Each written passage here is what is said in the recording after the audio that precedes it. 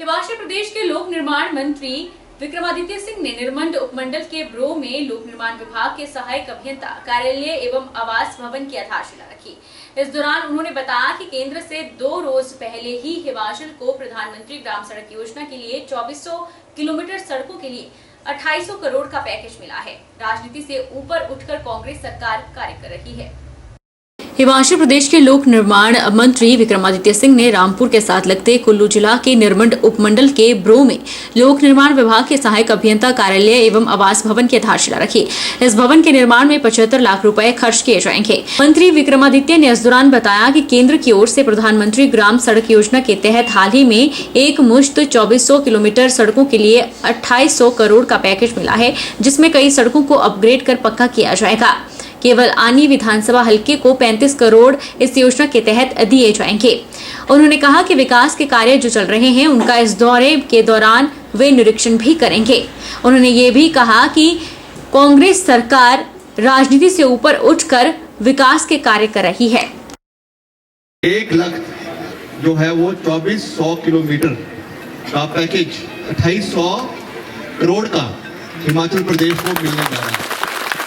इसमें जो हमारी कई सड़कें हैं उनका अपग्रेडेशन कर उनको पक्का करने का कार्य जो है उसमें इस योजना के अंदर करवाया जाएगा। और हमारी अनी में इस विधानसभा क्षेत्र में 35 करोड़ रुपए इस योजना के अंतर्गत जो है वो आगे आगामी जो हमारा ये वाला चरण है 3 PMJSY 3 इसमें जो है वो खर्च होगा।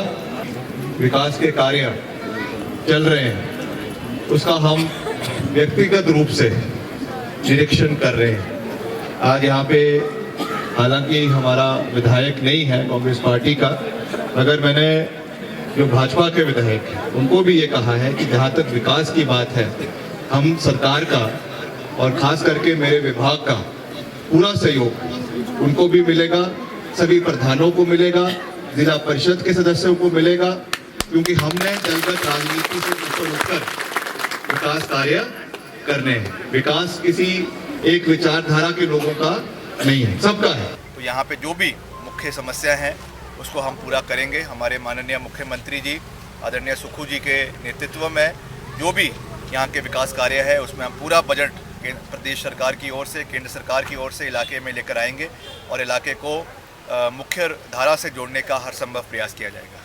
देश में केंद्र की मोदी सरकार के 30 मई को 9 वर्ष पूरे होने जा रहे हैं। इसे लेकर हिमाचल प्रदेश में भी बैठकों का दौर जारी है, या यूं कहें कि भाजपा लोकसभा चुनाव की तैयारी में जुट चुकी है। आज मंडी में भाजपा मंडल की बैठक हुई, जिसमें महाजनसंपर्क अभियान की रणनीति बनाई गई। हिमाचल भाजपा लोकसभा चुनाव की तैयारियों में जुट गई है। इसके लिए भाजपा पार्टी द्वारा 30 मई से 30 जून तक महाजनसंपर्क अभियान चलाया जाएगा, जिसके तहत केंद्र सरकार की उपलब्धियों और वर्तमान कांग्रेस प्रदेश सरकार की विफलताओं को जनता तक पहुंचाया जाएगा। इसी के तहत आज मंडी में सदर भाजपा मंडल की बैठक हुई। बैठक में सदर विधायक अनिल शर्मा भी मौजूद रहे। उन्होंने कहा कि केंद्र सरकार को 1 साल का समय बचा है। इस लड़ाई में फिर 4 सीटें जीतकर नरेंद्र मोदी के हाथों को मजबूत किया जाएगा, ताकि वे दोबारा प्रधानमंत्री बने। अनिल शर्मा ने कहा कि केंद्र सरकार ने हिमाचल प्रदेश के लिए कई सौगातें दी हैं, जिनमें 41,000 करोड़ रुपए की लागत से बना कीरतपुर मनाली 4 लेन है। प्रदेश के अंदर केंद्र सरकार की मदद के बिना कोई कार्य नहीं किया जा सकता है। प्रदेश की पूर्व की भाजपा सरकार ने हिमाचल में कई विकास कार्य करवाए हैं।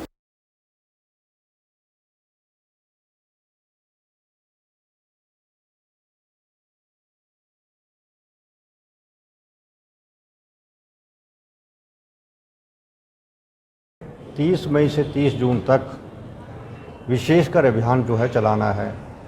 मंडल में जो हमारे बूथ स्तर से लेकर हर स्तर तक जो है उसको स्ट्रेंथन करना, और जो कार्यक्रम 9 साल के अंदर आदरणीय मोदी जी के माध्यम से पूरे देश के अंदर जो चलाए गए, पूरे देश के अंदर गरीबों के लिए, आम जनता के लिए जो कार्यक्रम है उसको जो है लोगों तक पहुंचाना भी है। और जो बड़ी बड़ी योजनाएं जो केंद्र सरकार के माध्यम से पूरे देश के अंदर चली और प्रदेश के अंदर चली, उसके लिए जो है एक रूपरेखा तैयार की गई है, क्योंकि 1 साल का समय केंद्र सरकार को अब जो है बचा है। 1 साल की लड़ाई के अंदर, क्योंकि पार्लियामेंट का चुनाव 4 की 4 सीटें पहले जीती हैं, यदि बाई इलेक्शन में एक सीट हारे भी हैं, परंतु ये लक्ष्य हमारा होगा कि 4 की 4 सीटें हम हिमाचल से जीतकर आदरणीय मोदी जी के हाथ फिर मजबूत करें, देश के प्रधानमंत्री बने और जो योजनाएं, और कल भी इसका जानकारी जो हमें प्राप्त हुई है, एक छोटे से प्रदेश के अंदर जहां 65 लाख आबादी रहती हो, वहां 41,000 करोड़ की आज 4 लेन और जो हाईवे जो बने हैं 41,000 करोड़ का यहाँ पर छोटे से प्रदेश के अंदर केंद्र सरकार के माध्यम से दिया गया है। सदर विधायक अनिल शर्मा ने कहा कि कांग्रेस पार्टी की 10 गारंटी विकास पर भारी पड़ गई। 1 साल के अंदर इन गारंटी पर क्या होगा ये जनता जान जाएगी और आगामी लोकसभा चुनाव में यह मुद्दा भी अहम रहने वाला है।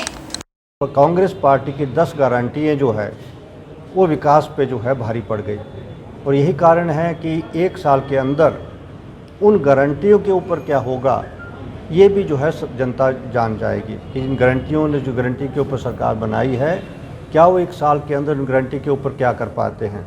और ये बहुत बड़ा मुद्दा जो है पार्लियामेंट चुनाव के अंदर हमारे पास रहेगा और इस मुद्दे के ऊपर हम जनता के अंदर जाएंगे कि केंद्र सरकार की बगैर प्रदेश सरकार जो है आगे नहीं बढ़ सकती है। नगर निगम शिमला का मेयर पद संभालने के बाद आज मेयर सुरेंद्र चौहान ने स्मार्ट सिटी की बैठक ली। बैठक में उप महापौर भी मौजूद रहीं। बैठक में कार्यों की समीक्षा कर अधिकारियों को कार्यों में तेजी लाने के निर्देश दिए गए। नगर निगम शिमला के महापौर सुरेंद्र चौहान ने बताया कि बैठक में स्मार्ट सिटी से संबंधित विभिन्न विभागों के अधिकारी मौजूद रहे, जिसमें स्मार्ट सिटी के कामों की जानकारी ली गई कि कहां किस काम में कितनी देरी है, क्या अड़चन आ रही है। पार्किंग ओवरब्रिज शहर के अंदर बनाए जा रहे हैं। उन्होंने कहा कि स्मार्ट सिटी के कई प्रोजेक्ट्स की लागत बढ़ गई है, जिसके लिए केंद्र से मदद मांगी जाएगी। पार्किंग को तो हमारे लगभग 65 पार्किंग्स है स्मार्ट सिटी के अंडर आती है, जिसमें 55 के करीब हम नगर निगम खुद बना रहा है, जिसमें 50 के लगभग हम पार्किंग को बना करके क्लोजिंग में लास्ट स्टेज पे है। और बड़ी पार्किंग हमारी लगभग 7 और 8 बड़ी पार्किंग है। विकास नगर है, IGMC है, मनचंदा के पास है, जो मल्टी स्टोरी बड़ी पार्किंग है।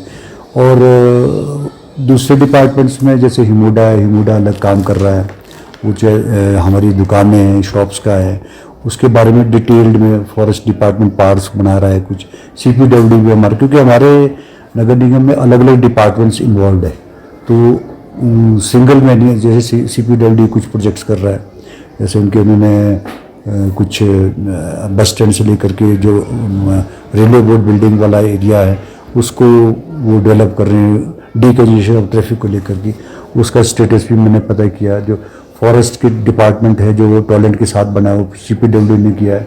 क्लीनिंग चैम्बर के साथ में उनका CPWD, अलग अलग डिपार्टमेंट सारे इसमें इन्वॉल्व है। टनल का अलग डिपार्टमेंट है, वो ये कर रहा है। RTDC हमारा डिपार्टमेंट है, वो अलग से उसको कर रहे हैं टनल्स के प्रोजेक्ट।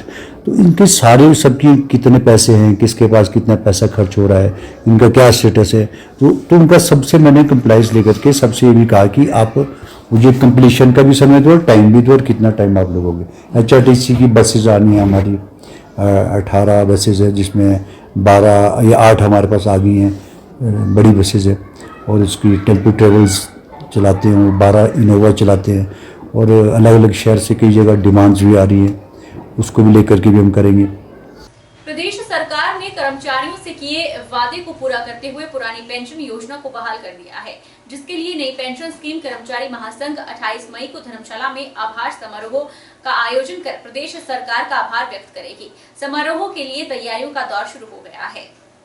नई पेंशन स्कीम कर्मचारी महासंघ के जिलाध्यक्ष खुशहाल शर्मा ने कहा कि प्रदेश के कर्मचारी सरकार से लंबे समय से ओल्ड पेंशन बहाली की मांग कर रहे थे और सरकार ने विधानसभा चुनावों में ओल्ड पेंशन बहाल करने का वादा किया था। सरकार बनने के बाद पुरानी पेंशन को बहाल कर दिया गया, जिससे लाखों कर्मचारियों को राहत मिली है। ओल्ड पेंशन बहाल करने पर सरकार का आभार जताने के लिए 28 मई को धर्मशाला में आभार समारोह का आयोजन किया जाएगा, जिसमें शिमला जिला से हजारों कर्मी भाग लेंगे, जहां मुख्यमंत्री सुखविंदर सिंह सहित मंत्रियों का ओल्ड पेंशन बहाल करने के लिए आभार जताया जाएगा। हिमाचल प्रदेश सरकार के सम्मान में, जिसमें हमारे 1,35,000 कर्मचारी हैं, लगभग जो है 1 लाख के कर्मचारियों की जुड़ने की संभावना है वहाँ पे।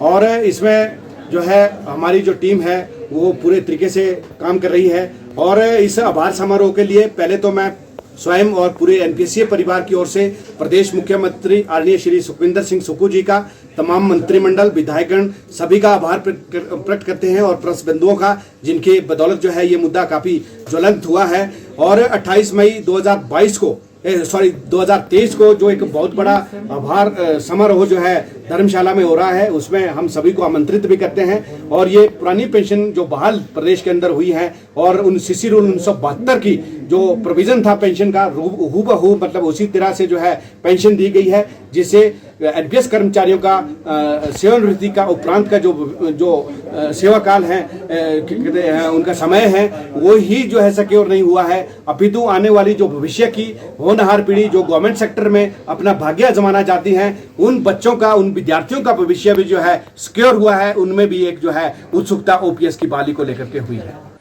शिलाई क्षेत्र के उच्च माध्यमिक पाठशाला कोटा पाप के विद्यार्थी डर के साए में शिक्षा ग्रहण करने को मजबूर हैं। स्कूल का भवन जगह जगह से दरक कर टूटना शुरू हो गया है, जबकि स्कूल का प्रांगण सुरक्षा दीवार गिरने की वजह से टूट गया है। स्कूल की दीवारें और छत जगह जगह से टूट रही हैं।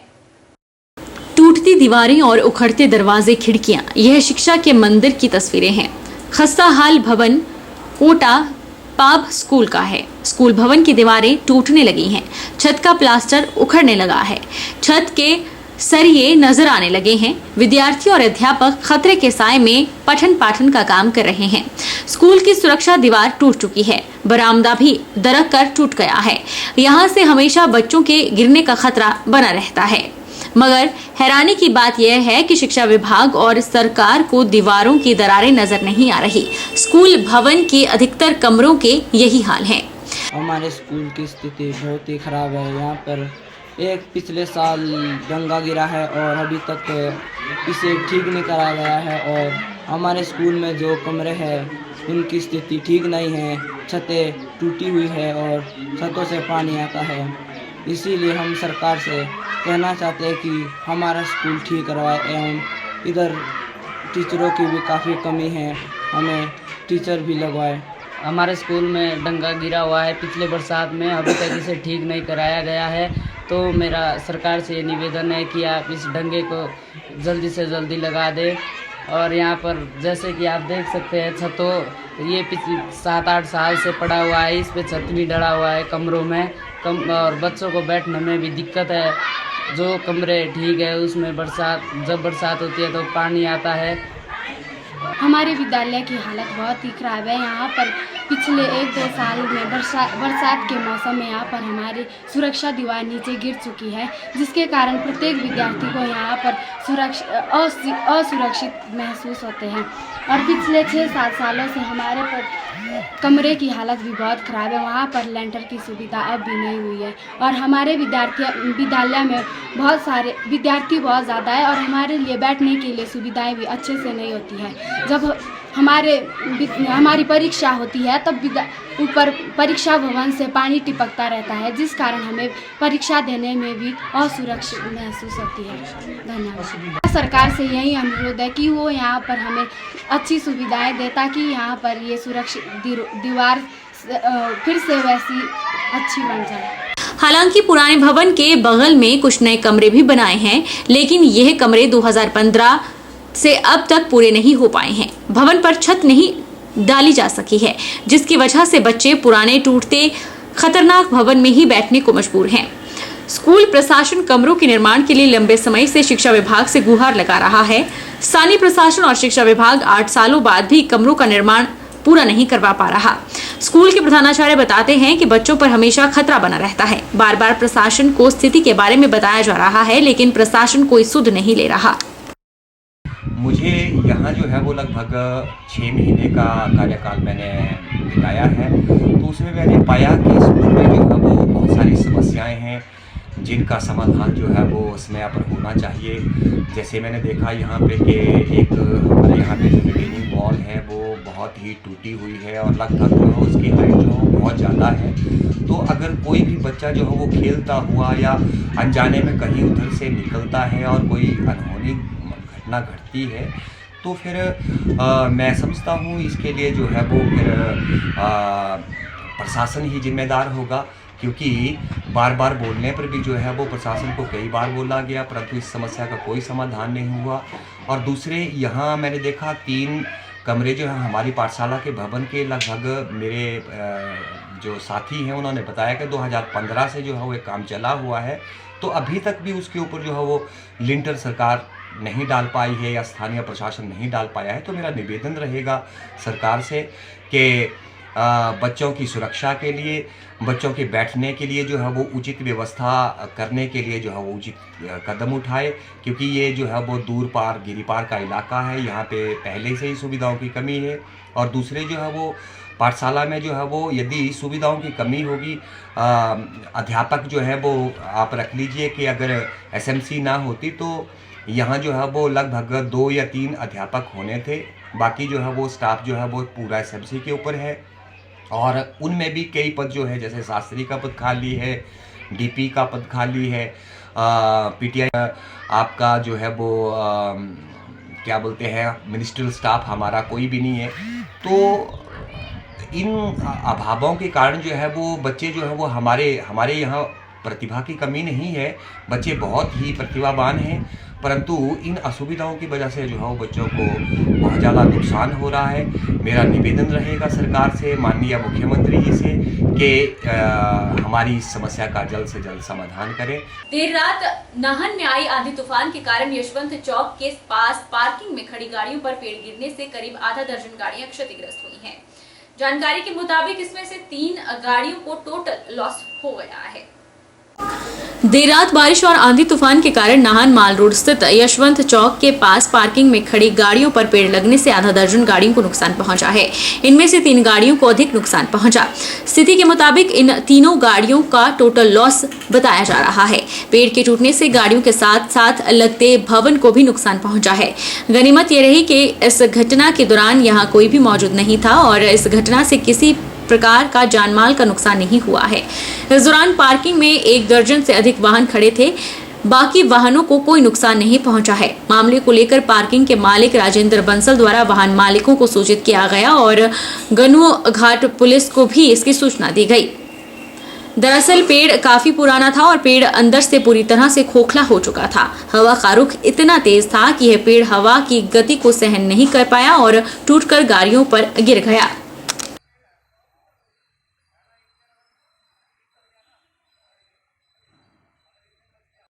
वक्त तो चला है छोटे से ब्रेक का। ब्रेक के इस पार फौरन लौटेंगे, आप बने रहिए हमारे साथ।